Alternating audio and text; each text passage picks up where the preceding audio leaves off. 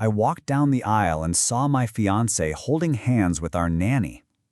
There was a second, small and sharp as a paper cut, when my mind tried to file the sight under nerves or ceremony logistics. Ethan must be calming her, I told myself, the way people steady bridesmaids with buckling knees. But their fingers weren't supportive, they were interlaced. His thumb traced the crescents of her knuckles the way it used to memorize mine. And when Sophia lifted her gaze to meet me halfway down the church, she didn't look startled. She looked claimed. A murmur worked through the pews like wind in tall grass. The string quartet played on, oblivious, Vivaldi papering over a mess that would not be silenced. White hydrangeas nodded in glass urns. The aisle runner, a pale river down the nave, split the people who loved me into two polite halves. My mother, clutching a tissue on the left, my best friend Tiana on the right, eyes wide and already burning with a protective anger I could feel from 20 feet away. "Mom," whispered Ella, my 8-year-old, tugging the silk of my sleeve as she walked beside me. She was a flower girl and a worrier, both inherited from me. Noah, 6, gripped the ring pillow like it was a life raft. "Why is Miss Sophia up front with Dad?" "Because I hired her," I thought. "Because I built the house where she dusted our picture frames and boiled apples for your after-school snack. Because I missed bedtime stories to finish decks and take late investor calls. And in that trade, I told myself I'd only outsourced the domestic, never the sacred.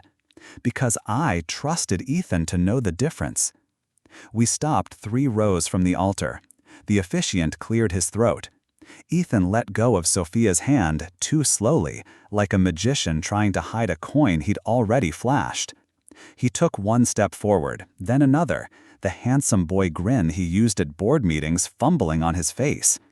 My dress felt suddenly heavy, 1,000 beads stitched to a lie. "Maya," he said softly. I stared at his tie, navy, the one I bought him the night we signed the first term sheet, back when we built our app at the kitchen table and kissed over the ruins of takeout. I had paid for that tie, those cufflinks, the initial syndicate, and his first dozen introductions. Love had made me careless with my investments. He raised a hand as if to touch my arm, and I took a half step back.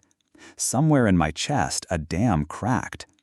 Behind Ethan, Sophia moved to the edge of the front pew, as if she were entitled to the view.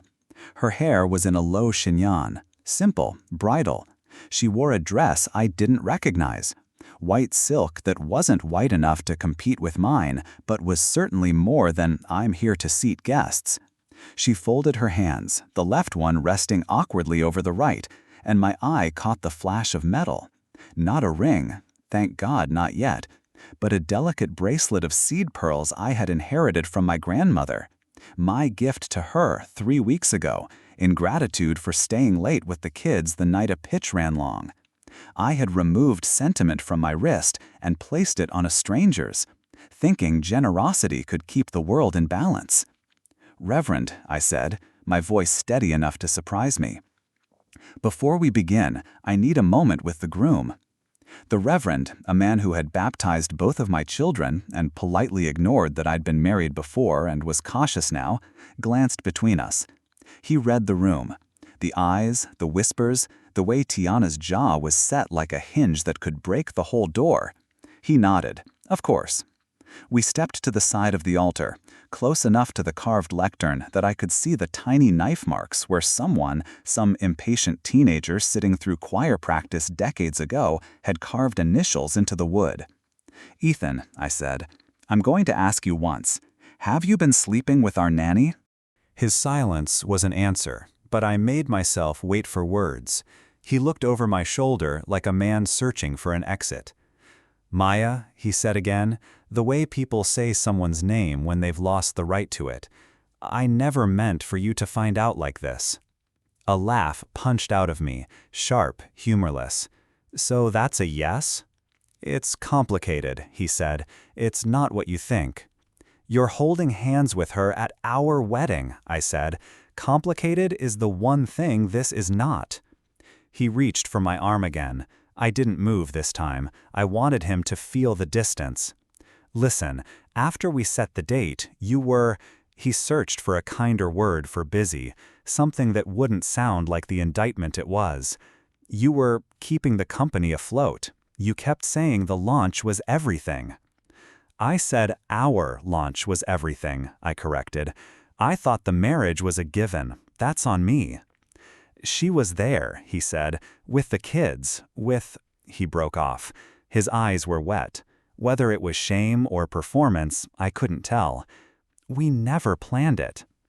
I plan for a living, I said. I can tell the difference. It would have been easier to erupt, to throw the bouquet, to let the hydrangeas explode against the floor like a storm. But my children were 3 rows away. Ella's hand was in Tiana's now. Noah's chin tilted up, trying to measure whether the adults around him were still a universe that made sense. Okay, I said, here is what's going to happen. I will not marry you today. You and I will walk down that aisle, we will stop at the first pew, we will tell our guests that we have decided to postpone. We will not humiliate our children. And you— I turned my head just enough to include Sophia in the wedge of my voice— will leave. Now. Sophia's mouth flattened. For a second, I saw something mean skitter across her face and vanish. Anger that she'd been outmaneuvered at the altar, resentment that the scene wasn't hers. She stood, the bracelet glancing my grandmother's pearls against the light, and slipped toward the side door. A few heads swiveled, a camera phone appeared, and then, under Tiana's laser glare, withdrew. Ethan blinked. Maya? You can tell me everything later, I said. You owe me the truth, and you owe it to them. I tipped my head toward Ella and Noah.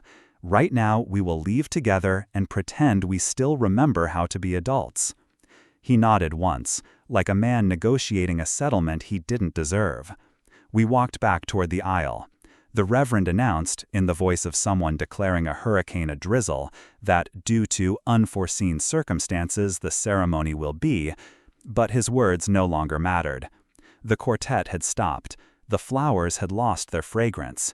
The only thing that mattered was the small hands that slid into mine as I passed the third pew. Ella's voice trembled. Are we still a family? I crouched, dress pooling around me like a surrendered field. We are, I said, and the we had never felt more urgent. Outside, summer slapped us with sunlight. The church steps were a theater, and I hated it. The photographers, the whispers just beneath a gasp. I wanted plain light and a kitchen floor. I wanted the version of myself who believed that decent men did not set fires they were unwilling to put out. We reached the car. Tiana herded the kids into the back, buckled them with the ferocity of an attorney protecting evidence. She looked at me over the roof. Say the word, she said, and I will burn him down to the studs. I almost smiled. Not today, she asked. Tomorrow, she asked. Soon, I said. The word felt like a promise, not of revenge, but of clarity. I slid into the front seat.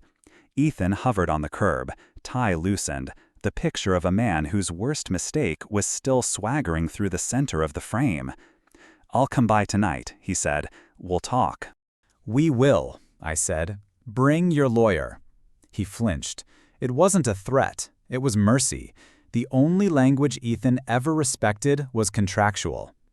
We drove. The church fell away in the rear view, a white shell collapsing into distance. Noah leaned forward, his breath ghosting the back of my neck. Mom, he said, can we still have cake? I laughed then, a real sound, a small bell in a ruin. Oh, baby, I said, we are going to have cake. At home, the living room still wore its party face, the mantel draped in ivy, the table sagging with gifts, cards fat with embossed envy. I walked through the rooms and turned on lights, like a woman returning to a house after a storm. Tiana followed with the kids, room by room, making small safeties, removing the framed engagement photo from the piano, moving the knife block to a higher shelf, as if I might start cutting at anything that bled. She didn't say, "Are you okay?" She fed the children. She poured me water. She put on Ella's favorite playlist, the one that made our kitchen an impromptu dance floor on Thursdays. Only when the kids were brick-eyed with exhaustion and Tiana had tucked them into my bed, tonight everyone would sleep together, a pride of lions after a hunt, did we speak in the low, honest register of women who have run out of pretending. "How long?" she asked. "I don't know," I said. "Long enough for her to wear my bracelet and not feel like a thief." Tiana leaned against the counter. "Do you want me to call Wes?" Wes was the best family attorney in town, and Tiana's ex-boyfriend, which meant he would pick up on the first ring and bring the kind of paperwork that made men like Ethan sit up straight. I nodded. "Tomorrow morning. I want a formal separation, temporary custody, and a restraining order if he starts thinking theatrics are romance." "And the company?" she asked gently. "The company. The app we built. The cap table I could recite like a prayer. The board that tolerated Ethan when he charmed and tuned him out when he forgot the agenda. The launch we had scheduled for next month, with a press tour Ethan had volunteered to lead as if his cheekbones were IP. I sat down on the cool slate of the kitchen floor. "The company stays mine," I said, "and if he touches it with those hands, I'll cut them off, legally." We fell silent. The house settled the way big houses do at night, making sounds you only notice when you've been hurt. Outside, a night bus sighed. In the hallway, the AC kicked on with the compassion of a steady thing. On the table lay a card from my grandmother I hadn't opened yet, the envelope thick with her looping hand. I slid a finger under the flap. Inside, the note was brief, the way old women cut to the important parts. "Darling Maya, if you need to make a hard decision, imagine you are advising a stranger you love. It will be easier to tell the truth. Wear the pearls. Remember who you come from. Nana." I looked down at my bare wrist and felt something I recognized. Not rage, not grief. Velocity. The part of me that had launched a product with a toddler on my hip turned its face toward the wind and smiled with its teeth. At 9:22, Ethan texted, "I'm outside. Can we talk?" At 9:23, I replied, "You may come in. Tiana is here. We will record the conversation." At 9:24, he stepped into my house like a man walking into his own deposition. He stood by the couch, hands in pockets, the navy tie gone, his collar open, as if his honesty had merely needed air. "I'm sorry," he said, and I believed him, but I didn't care. Sorry was a flower on a burned field. I clicked the voice memo app and set my phone on the coffee table between us. "Tell me everything," I said. "Start with when." He swallowed. 3 months ago, he said, "after your panel in Austin. We were here with the kids. He paused. Shame broke his voice into gravel. "It just happened." "Nothing just happens," I said gently. "Was tonight supposed to be what? A confession? An announcement?" He looked at the floor. "She wanted to sit up front," he said. "I told her it wasn't a good idea. She said she was family." A sound escaped Tiana, small and lethal. I didn't take my eyes off Ethan. "Is she pregnant?" I asked. He lifted his head. The moment stretched and snapped. "Yes," he said, 8 weeks. I felt my face change without my permission. For a second, I was 30 years old again, hearing my first husband tell me, tearfully, apologetically, that he had fallen out of love with monogamy. I was 28 and barefoot in a hospital, choosing to raise Ella on my own until a better version of a father showed up. I was every woman I had ever been, suddenly in a single room. "Okay," I said quietly. "Here is what happens next. Tomorrow we file. We will share custody of Ella and Noah according to what is healthy for them.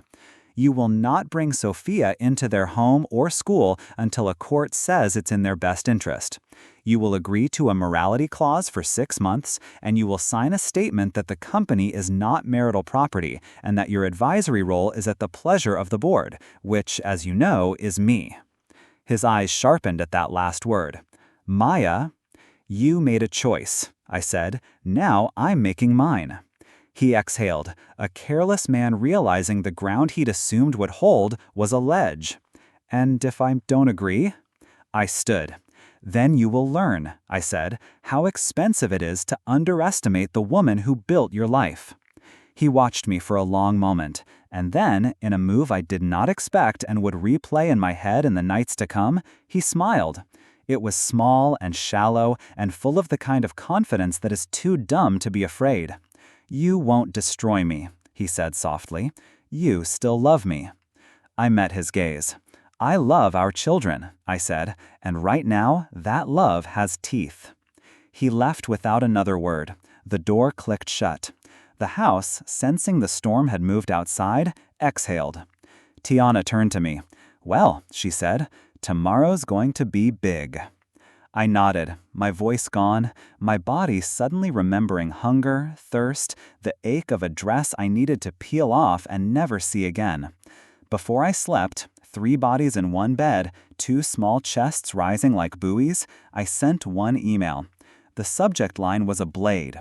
Subject: urgent, special board session, Blake advisory role. Body: 8:30 a.m. tomorrow, attendance required. I clicked send, slid my phone face down on the nightstand, and placed my bare wrist on Ella's warm back. I did not think about forgiveness. I did not think about Sophia's 8 weeks. I thought about the pearl bracelet and the woman who gave it to me, and I pictured a courtroom, a press conference, a ledger closing in my favor. By morning, the shock would calcify into strategy. For tonight, I lay in the dark like a general counting stars and named each one after something I would not lose. The boardroom smelled of coffee and cold air conditioning, the kind that made your skin feel like it was under interrogation. I sat at the head of the table, not because I needed the symbolism, but because it was mine, bought in the early days when the company was still a dream stitched together with late nights and uncashed paychecks. The glass walls reflected everyone's faces, but it was mine they kept glancing at, gauging the temperature. "Before we start," I said, clicking the remote so the screen behind me lit up with the words emergency session. "Ethan Blake's advisory role is suspended effective immediately. His access to all company systems, email, and financial accounts is revoked. IT is executing the block as we speak." A ripple of movement passed down the table. Robert from legal looked like someone had just pulled his chair out from under him. "Is this disciplinary?" "This is protective," I said, "for the company, for the shareholders." I let my eyes sweep the room, anchoring each gaze for a heartbeat. There will be a forensic audit. Any discrepancies will be reported to the board and, if necessary, to the authorities. No one argued. The silence was a kind of agreement, some from loyalty, some from fear. I ended the meeting in 28 minutes flat. There was no applause, no backpatting, just the sound of laptops shutting and shoes scuffing on polished floors. By 2 o'clock, I was at my attorney's office, seated across from Ethan and his lawyer at a table that could have hosted a small wedding cake. I'd imagined he'd look wrecked, maybe contrite. Instead, he had that same boardroom smile, the one that pretends compromise is generosity. "Let's keep this amicable," his lawyer began, sliding a folder toward me.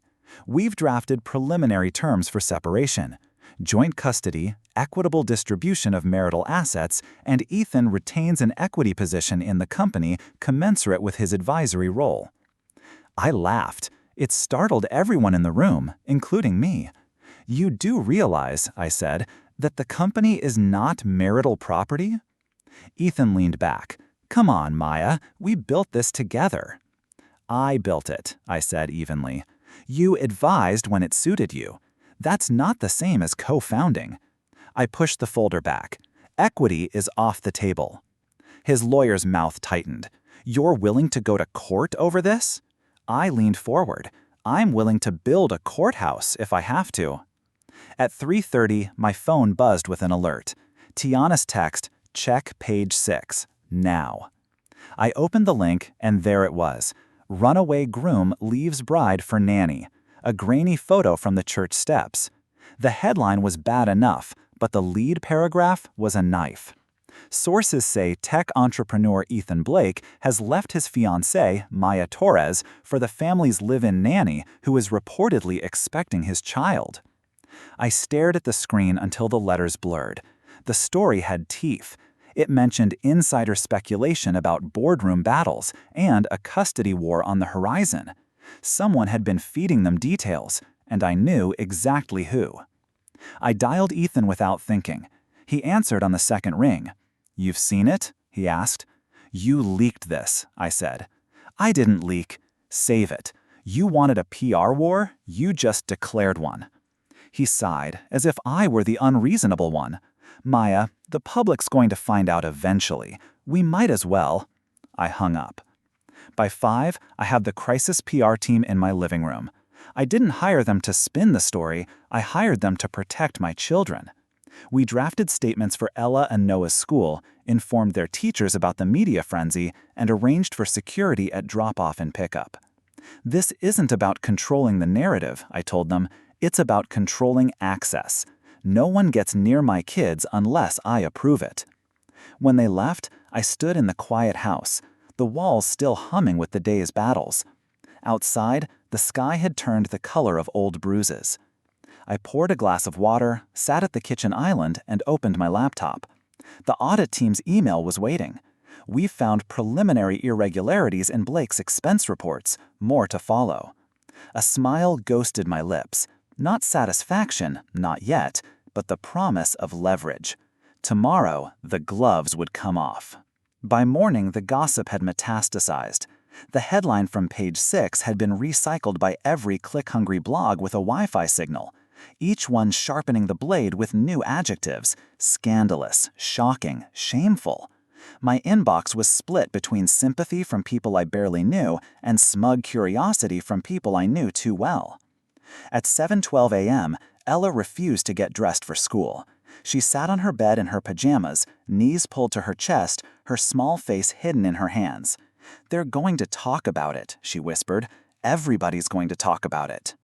I sat beside her, brushing her hair back with the same slow strokes I'd used when she was a baby. "They might," I said, "but remember what I told you. We decide what's true about our family, not them." Down the hall, Noah had his backpack on, but was dragging his feet. "Is Dad still my dad?" he asked. "Yes," I said, "but that doesn't mean we have to like his choices." By mid-morning, the first real blow landed. On Instagram, Sophia posted a soft focus photo, 2 intertwined hands resting on a white linen sheet, one wearing my grandmother's pearl bracelet. Nestled between them was a black and white sonogram photo, a tiny silhouette floating in shadow. The caption read, "Love doesn't always come the way you planned, but it always comes for a reason." The image racked up thousands of likes within an hour. A few of Ethan's business acquaintances commented with congratulations, their names like little betrayals glowing on my phone. Tiana called. "She's baiting you." "She's using my bracelet," I said. My voice was flat, but my pulse wasn't. That's not bait, that's war paint. By noon, my PR team had drafted the official statement. "We ask for privacy as our family navigates a challenging time. Our priority remains the well-being of our children." Short, controlled, almost bloodless.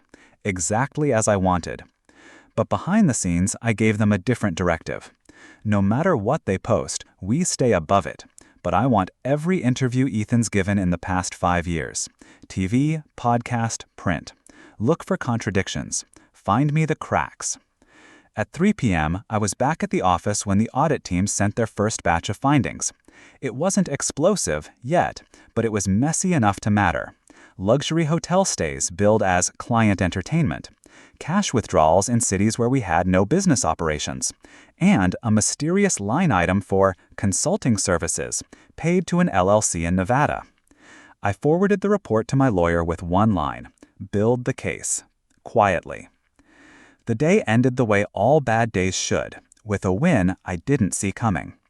Tiana texted me a blurry phone photo, Ethan at a cafe, talking to a man I recognized from his old college days. The man had been on the receiving end of one of those Nevada LLC payments. Beneath the photo, Tiana had typed, "Your audit rabbit hole just got a face." I stared at the image until my phone screen dimmed. The war was no longer just about public humiliation. Now it was about proof, and the kind of proof that could strip Ethan of more than just his reputation. Tomorrow, I'd pull harder on that thread, And if I was right, the whole thing would unravel in my hands. The morning broke with a kind of brittle brightness, the kind that makes you feel exposed. I was at the kitchen table before the kids woke, a legal pad in front of me, coffee cooling beside it. I wasn't writing a to-do list, I was sketching a war map. On the top line, I wrote one word in all caps: clause. 3 years ago, before Ethan's charm had worn into entitlement, I'd sat in another law office with my then co-founder and insisted on adding what Robert from legal called the nuclear option to my founder's agreement. It was a bad actor clause, a neat little paragraph that gave me the power to remove any advisor or partner for behavior that endangered the company's reputation or finances. No appeal, no arbitration. One signature from the board majority, and their role dissolved into vapor. At the time, Ethan had smirked. "You think one of us is going to go rogue?" he'd asked. "Not if they know I can push the button," I'd replied. Now, I was glad I'd built the detonator. By 9 a.m., I was in the boardroom again, this time with the smaller inner circle, 3 members I trusted, 1 I tolerated. I slid a copy of the bad actor clause across the table. "I'm triggering it," I said. Robert frowned. "You're sure you want to move this fast? There's optics to consider." "Optics are already shot," I said. "I'd rather look decisive than weak." We took the vote, 3-1, in my favor. The one dissent, predictably, came from Richard, who'd always thought Ethan was the kind of guy you could have a cigar with after a deal. I didn't bother reminding him cigars don't fix balance sheets. Robert gathered the signed resolution. "Effective immediately," he said. And just like that, Ethan's official connection to my company evaporated. That afternoon, I walked out of the office and straight into the ambush. Sophia was waiting by the school gates, leaning against her car like a woman posing for a magazine cover. Sunglasses, silk scarf, the pearl bracelet flashing like a dare. Ella and Noah spotted me before she did. They ran into my arms with the force of kids who'd been holding their breath all day. "Hi, Maya," Sophia said, pushing the glasses up into her hair. Her tone was light, but her eyes were knives. "I just wanted to say hello to the kids. We're family now." "Not by any definition that matters here," I said, my voice low enough that only she could hear. She smiled, the kind of smile meant for cameras. Unfortunately for her, there was one. Across the street, a parent with a smartphone was filming the exchange. I didn't care. Let them see me protect my children. "You're making this harder than it needs to be," she said. I stepped closer, still holding Noah's hand. "Stay away from my children until the court says otherwise. That's the only version of this that's not harder than it needs to be." Her smile faltered. She slid into her car and drove off without another word. That night, the video hit social media. The caption read, "Maya Torres protecting her kids after Nanny scandal." It had over 100,000 views by morning, and for the first time since the wedding that wasn't, public opinion tilted in my favor. Tiana called me a Dawn, her voice gleeful. "They're calling you Mama Bear," she said, "and trust me, it's not an insult." I let myself smile. "Good," I said, "because the claws are coming next." The summons arrived just after breakfast, a thick envelope hand-delivered to my door by a courier who looked like he'd rather be anywhere else. Inside, Ethan's petition for expanded custody of Ella and Noah. His argument was dressed up in lawyer speak about maintaining paternal bonds and stable environments, but buried halfway down was the real gut punch. He wanted Sophia listed as an approved support presence during his parenting time. It was a direct hit on the morality clause my attorney and I had been shaping since day one.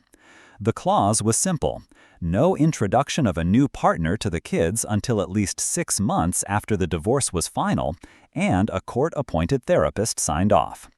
Ethan had just lit a match under it. I took the papers straight to Tiana's kitchen. She poured coffee without asking.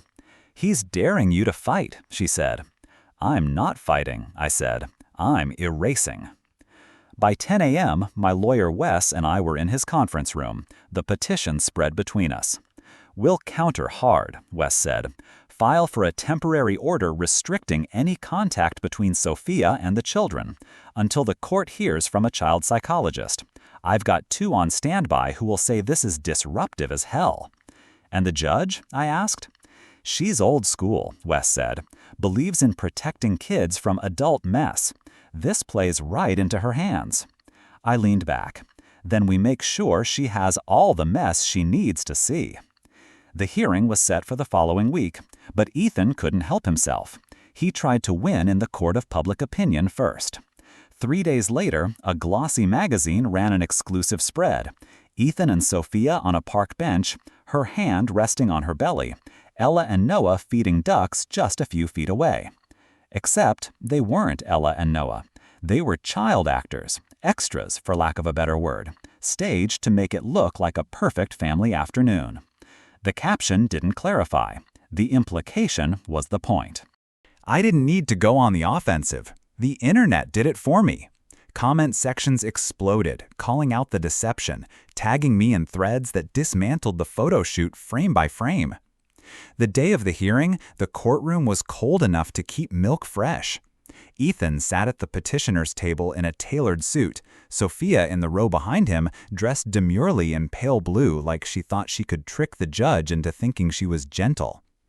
Wes opened with a calm precision that cut deeper than shouting. "Your Honor, the children are in counseling to process the collapse of their parents' relationship. Introducing Mr. Blake's pregnant fiancée into their daily lives before therapy benchmarks are met would be destabilizing. We're asking for a temporary injunction, no contact between the children and Miss Ramirez for the next 6 months." Ethan's lawyer argued about family unity and normalization. The judge's face didn't move. When she finally spoke, her voice was quiet but sharp. "Mr. Blake, this is not about your comfort. This is about 2 minors who didn't ask to be part of your adult decisions. The request for expanded custody is denied. The no-contact order is granted until further review." Sophia's face went white. Ethan's went red. I didn't look at either of them. I just reached into my bag for a pen and wrote in my notebook, "1 win, many to go." That night, as I tucked Ella into bed, she whispered, "Do I still have to see her?" "Not for a long time," I said. Ella smiled for the first time in days.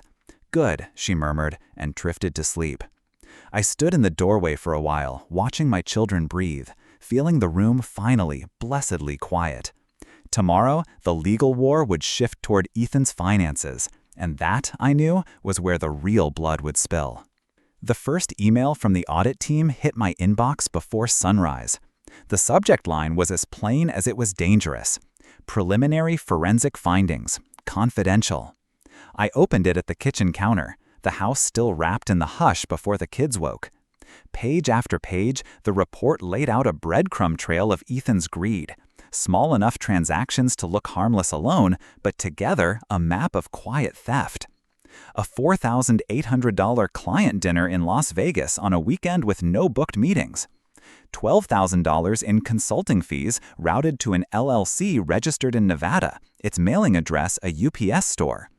A recurring $1,500 monthly payment to a strategic advisor, who, after 2 minutes of searching, turned out to be one of Ethan's fraternity brothers. Paper cuts, tiny slices he thought would never bleed enough to notice. But I knew better. Paper cuts get infected. By mid-morning, I was in Wes's office. He leaned over the report, tapping the LLC's address. "That's a known shell registry," he said. "We've busted 3 of these in corporate fraud cases. They're designed to hide the real beneficiary." "And I'm guessing the beneficiary is Ethan," I said. Wes grinned without humor. "Or Sophia, which would be even better for us." At lunch, Tiana texted me a photo that made my stomach tighten. Ethan sitting in the corner of a high-end cafe, leaning across the table to speak with a man I recognized from the LLC's incorporation documents, his fraternity friend, the so-called strategic advisor. Underneath the photo, Tiana had typed, "Your Nevada guy. They're meeting now." I didn't reply. Instead, I forwarded the image to Wes with the note, "Surveillance-worthy." 2 days later, the audit team came back with another gift. Wire transfers from one of Ethan's dormant personal accounts to the Nevada LLC. The amounts were irregular but frequent, $2,000 here, $7,500 there, over the past 8 months. The memo line on several read simply, Project Sunbeam. I'd never heard of Project Sunbeam, and in the world Ethan and I built together, if I hadn't heard of it, it didn't exist legally. That night, I sat in bed with my laptop, scrolling through old Slack messages from the early days of the company, looking for any mention of Sunbeam. Nothing. No project proposal, no budget approval, not even a casual joke about the name. It was a ghost. If Sunbeam was code for something else, a cover for funneling company money into personal pockets, I'd find it. And when I did, the bad actor clause wouldn't just be a safety net, it would be a weapon. Before shutting down for the night, I sent one last message to the audit team. Trace every cent linked to Sunbeam. Find the real endpoint. I don't care how far down the wire it goes. I closed the laptop. In the dark, I could see the lines of the net tightening around Ethan. Tomorrow, I'd start pulling them closed. The invitation arrived on embossed cardstock, as if we still lived in the kind of world where manners meant anything. The Blake Foundation cordially invites you to the annual Winter Gala. A postscript at the bottom, handwritten in looping ink, read, "It would mean the world if you came. E." I didn't need to guess the angle.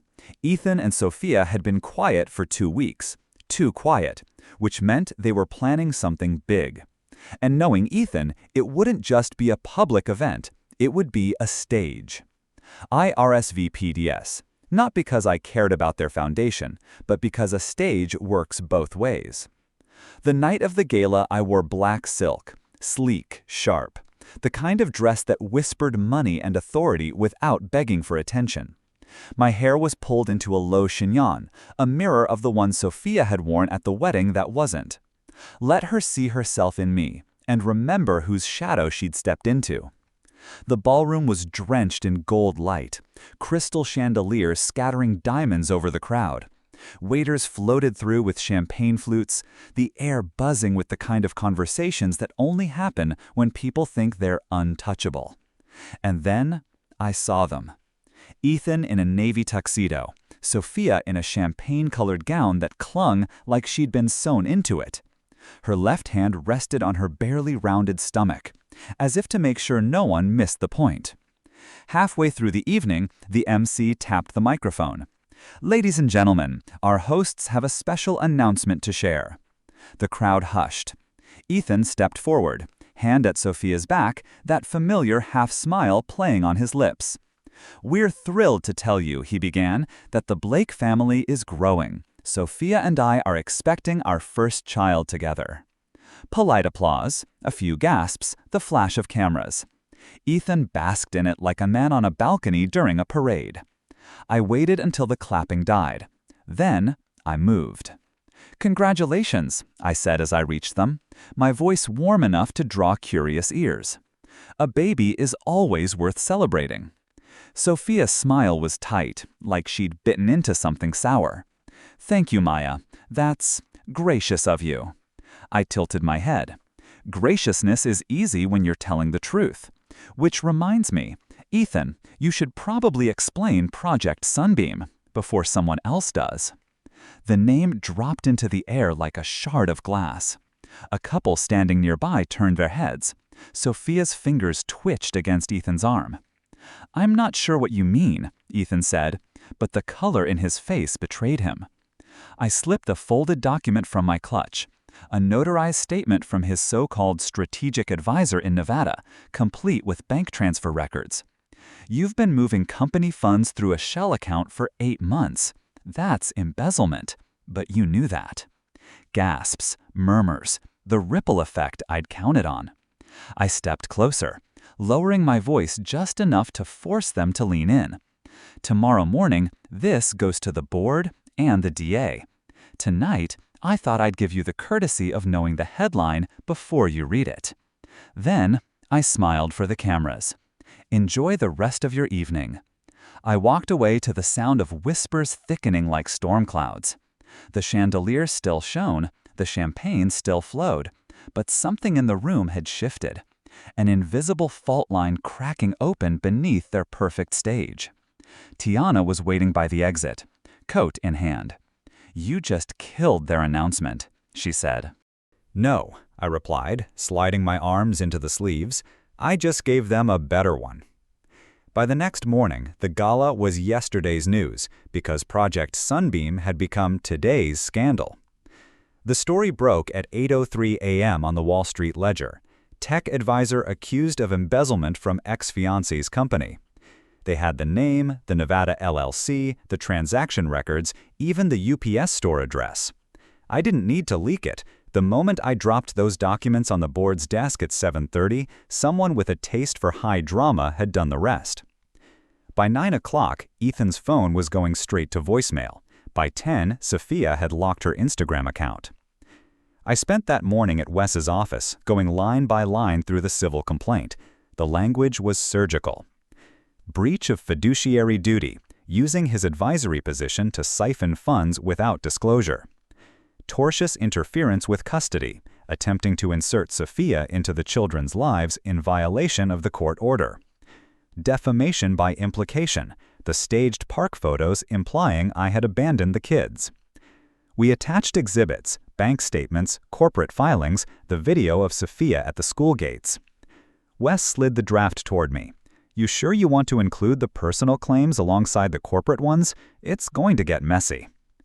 I signed without hesitation. Messy is fine. I want it all in one room so they can't play divide and conquer. By mid-afternoon, Ethan's attorney called Wes to explore resolution options.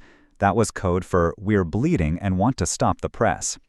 Wes told them we'd be filing by 9 a.m. the next day unless Ethan agreed to resign from any remaining corporate advisory positions, sign over his equity claims in my company, issue a written public apology admitting his conduct and affirming the morality clause, cover all legal costs to date. The pause on the other end of the line was almost theatrical. Then, "We'll get back to you." They didn't, so the next morning we filed. The clerk stamped the complaint, and just like that, Ethan's name was officially tethered to a lawsuit that would live in public record forever. The media picked it up within hours, attaching his gala photos to headlines about fraud and custody interference. That night, I stood at the kitchen counter with a glass of water, listening to the kids argue over which movie to watch. Their voices were high and happy, oblivious, for now, to the storm outside our walls. I opened my laptop and pulled up the court calendar. Discovery would start in less than a month. Depositions, subpoenas, the whole arsenal. It wasn't over, not even close, but for the first time, Ethan and Sophia were no longer on the offensive. They were cornered, and I knew exactly how to close in. The conference room smelled faintly of burnt coffee and tension. Floor-to-ceiling windows let in a wash of late-morning light, but the air felt tight, as if everyone inside was holding their breath. Ethan sat at the far end of the table, flanked by his attorney and a court reporter who was already adjusting her stenograph machine. He looked good, tailored suit, fresh haircut, but I could see it in his shoulders, the faint hunch of a man who knows he's walking into a trap. Sophia wasn't there. This was his war to fight alone. Wes leaned toward me. "Remember," he murmured, "we don't have to break him today. We just have to make him bleed." The court reporter swore him in, her voice monotone. "Do you swear to tell the truth, the whole truth, and nothing but the truth?" Ethan's "I do" sounded hollow. We started small: dates, titles, responsibilities. His lawyer objected to half the questions, but the court reporter kept typing, each click of the keys another nail. Then Wes slid a folder across the table. "Mr. Blake, can you explain this invoice for $12,000 labeled as consulting services to Silver Rock Strategies, LLC?" Ethan shifted in his chair. That was a legitimate advisory expense. "Where approved it?" Wes asked. "I did." "And what was Silver Rock Strategies' role?" A pause. "Market research." Wes didn't blink. "Do you have any reports, findings, or written work product from this market research?" "No." "So you paid $12,000 for nothing?" His lawyer jumped in. "Objection. Argumentative." "Noted," Wes said smoothly. "Mr. Blake, isn't it true that Silver Rock Strategies is owned by your fraternity brother, Daniel Reed? Ethan's jaw tightened. Yes. And isn't it true that this payment was deposited into Silver Rock's account and, within 48 hours, transferred to a personal account in your name? He opened his mouth, closed it. I don't recall. Wes slid another sheet forward. Bank records, highlighted. Would you like to recall now? The silence stretched so long the court reporter's fingers hovered midair. Finally, he muttered, yes. From there, the cracks widened. He admitted to authorizing payments without board approval, to bypassing finance controls, to using his advisory email after his access was revoked. Each admission was small enough to sound like a lapse in judgment, but together they built the architecture of intent. Then I asked my own question. Ethan, did you ever discuss Project Sunbeam with Sofia Ramirez? His eyes flicked to me for the first time all morning. No. Are you under oath right now? Yes. I opened my binder and pulled out a printed text thread. His number, Sophia's, a date stamp from 6 months ago. The messages were short but damning. Ethan, Sunbeam is moving. You'll have what you need by Friday. Sophia, perfect. I'll make sure it's not traced. His lawyer went rigid. Ethan's face drained. Wes leaned back, smiling like a man who'd just won a hand he'd been stacking for hours. No further questions. For now. When we left the building, the air outside felt lighter, warmer. Tiana was waiting at the curb in her car. Well, she asked as I slid into the passenger seat. He lied, I said, and I caught him under oath. She grinned. That's not just a bleed, that's an artery. I looked out the window as we drove away, already thinking ahead. Depositions were just the appetizer. The main course would be trial, if I let it get that far. Because sometimes the most satisfying win isn't in court. It's making them sign everything away before the judge ever bangs the gavel. The fight had been public for weeks, but it was at my mother's kitchen table where it finally turned personal. She stirred her tea with the slow, deliberate circles of someone deciding how much truth to serve. Maya, she said, this is exhausting the children, and it's exhausting you. Maybe it's time to let some of it go. I knew what she meant. She'd grown up in a world where women survived by making peace with men who didn't deserve it. But the words still scraped.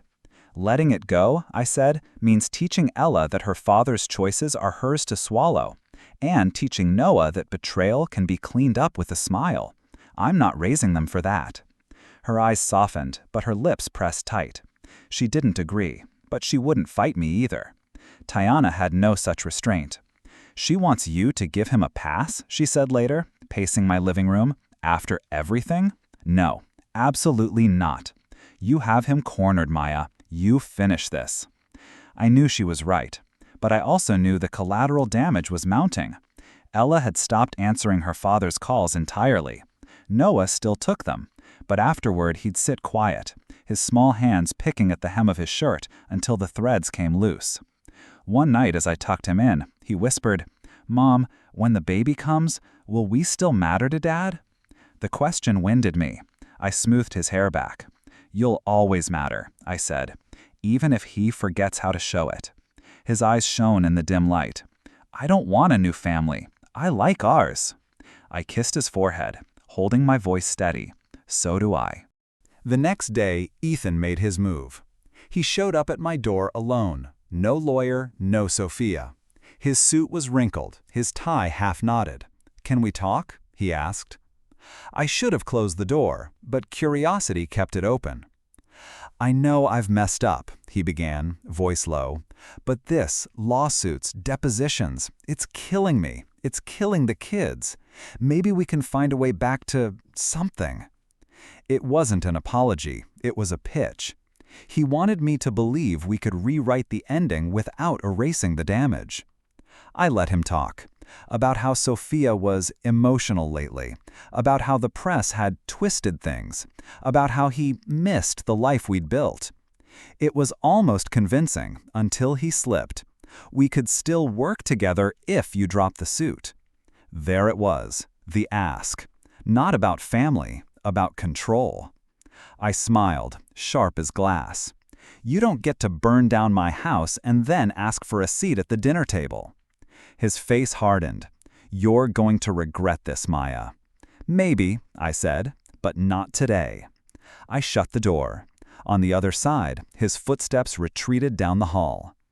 That night, as the kids slept between me and the war outside, I realized something. Ethan wasn't playing for redemption anymore. He was playing for survival. And desperate men made dangerous choices.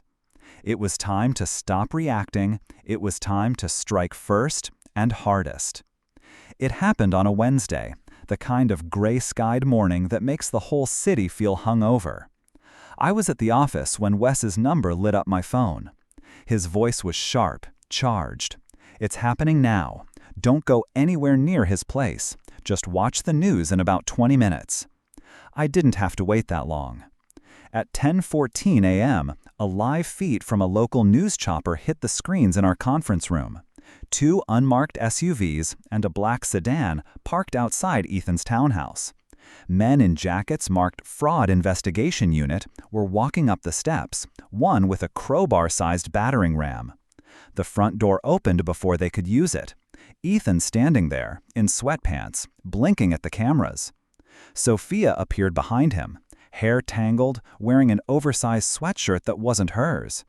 She looked past the agents to the crowd gathering at the curb. The cameras caught the moment her eyes flicked to Ethan, sharp, suspicious, like she just realized the floor under her feet might not be hers anymore. 2 hours later, the story broke.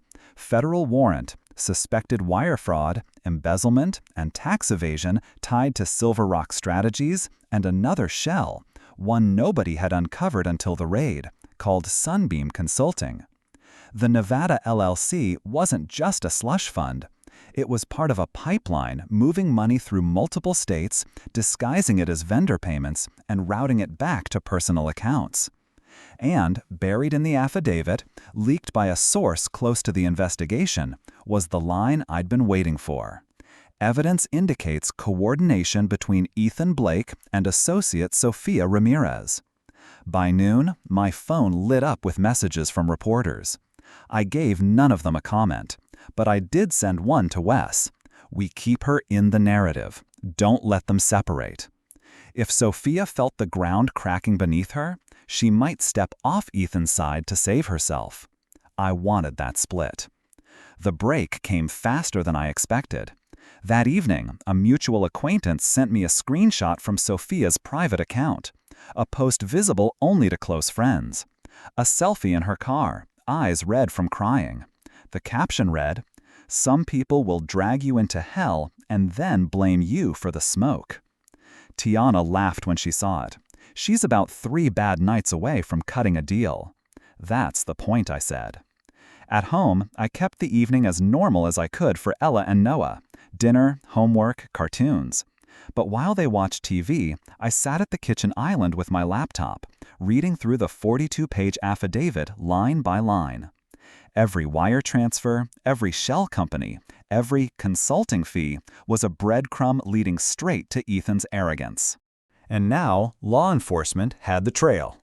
When the kids were in bed, I stood at the window, looking out over the quiet street. For the first time in months, I wasn't thinking about defense. The raid had done more than shake Ethan. It had split his alliance with Sophia right down the middle. Tomorrow, I'd be ready to make my offer. And if Sophia wanted a way out, she'd have to hand me the match to burn what was left of Ethan's empire. Sophia called me 2 days after the raid. Not her lawyer, not a PR flack, her. The number came up blocked, but the voice on the other end was unmistakable.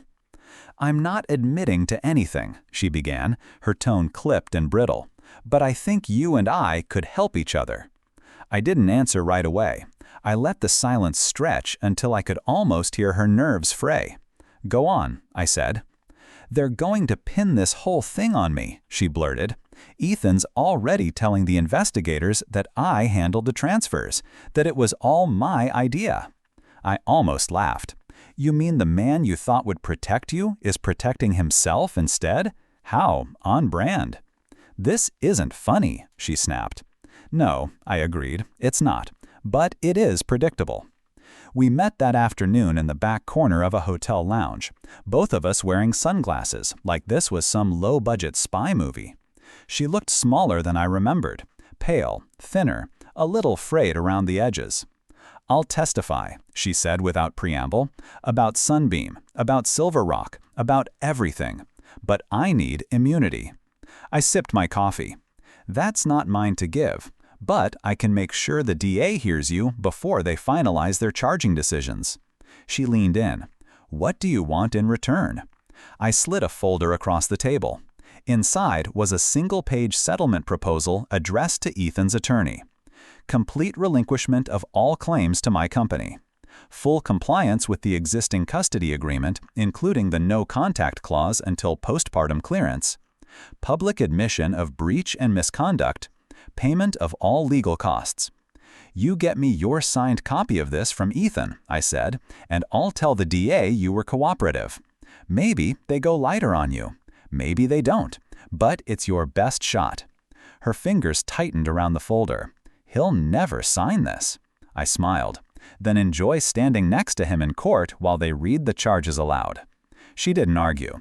She just gathered the folder and left without looking back. The signed agreement came through less than 48 hours later. Wes called me the moment it hit his inbox. "It's done." He gave up everything. I closed my eyes, letting the words settle. For months, the fight had been about survival. Mine, the kids, the company's. Now it was something else. Closure. That night, Ethan called. His voice was tight, almost strangled. "You think you've won, Maya, but you destroyed everything in the process."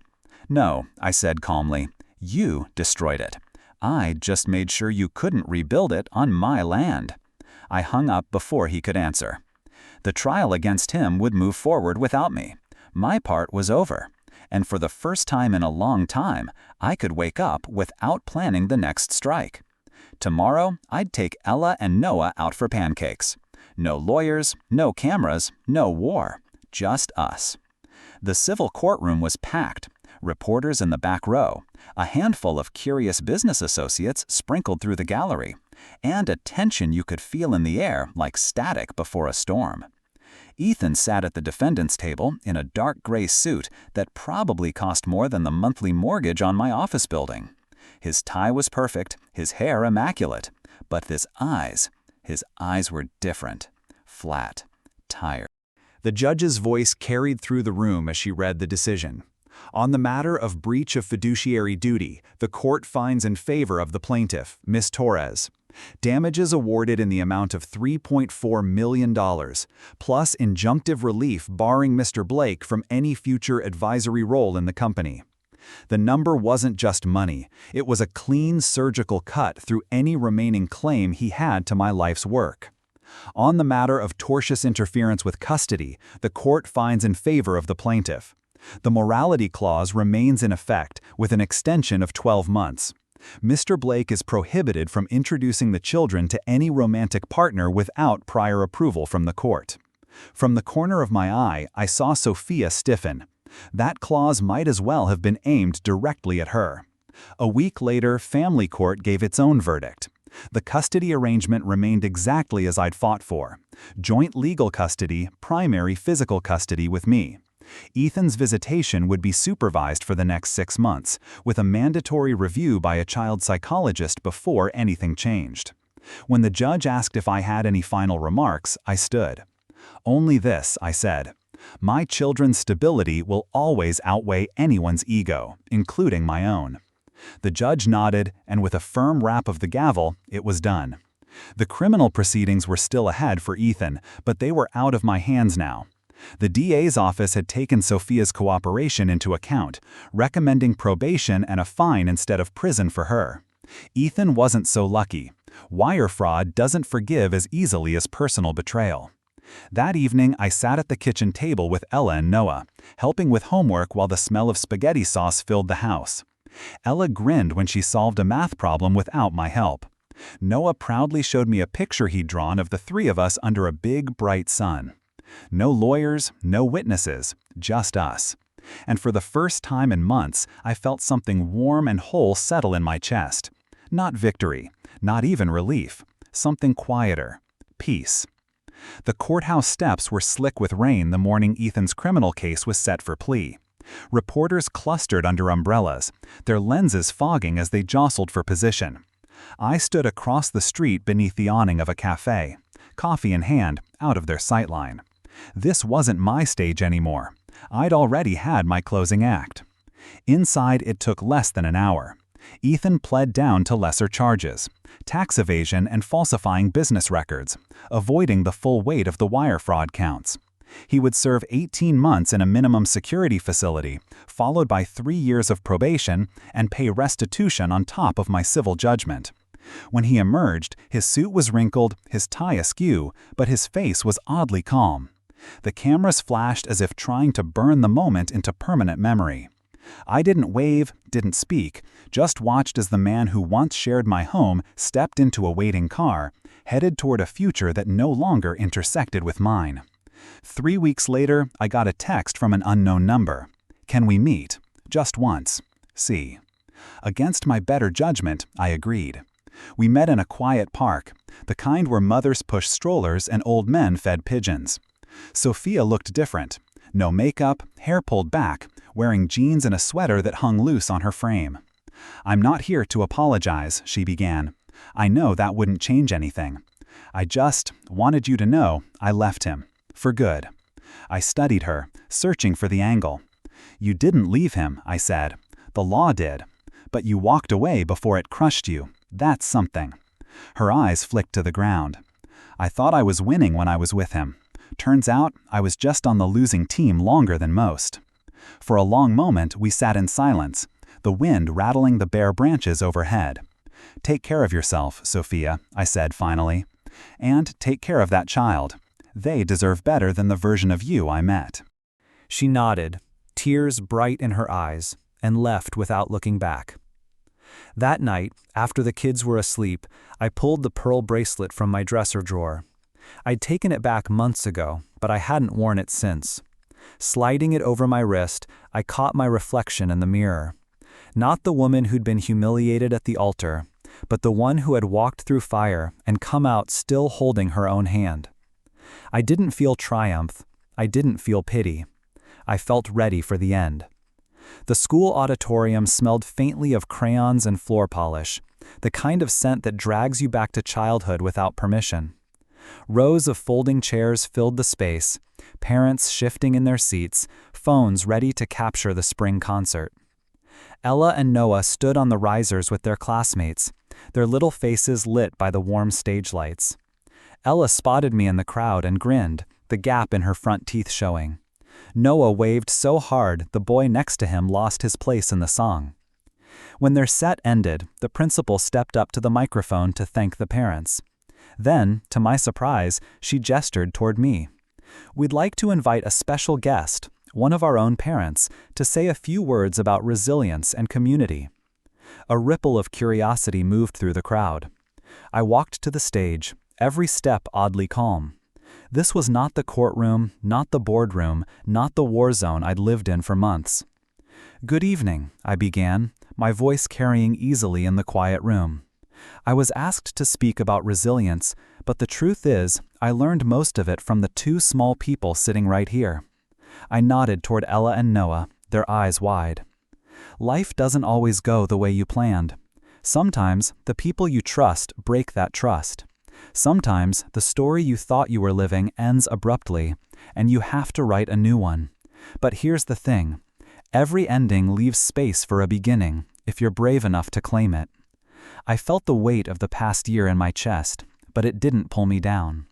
Resilience isn't about pretending you're not hurt. It's about protecting what matters, even when you're hurt. For me, that's my children, my family, my peace. A hush settled over the room. I smiled, not for the crowd, but for Ella and Noah. And no matter what storms come, I want them to know this. Home is not a place someone can take from you. It's the love you protect and the truth you live.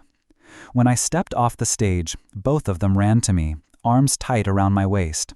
"You sounded like a superhero," Noah whispered. I laughed. "Not a superhero, just your mom." That night, at home, we celebrated with leftover cake. No cameras, no lawyers, just us, the quiet hum of the dishwasher, and the sound of my children's laughter echoing through a house that finally felt whole again. The war was over, and I had won. Not because Ethan lost, but because I never let him take what mattered most.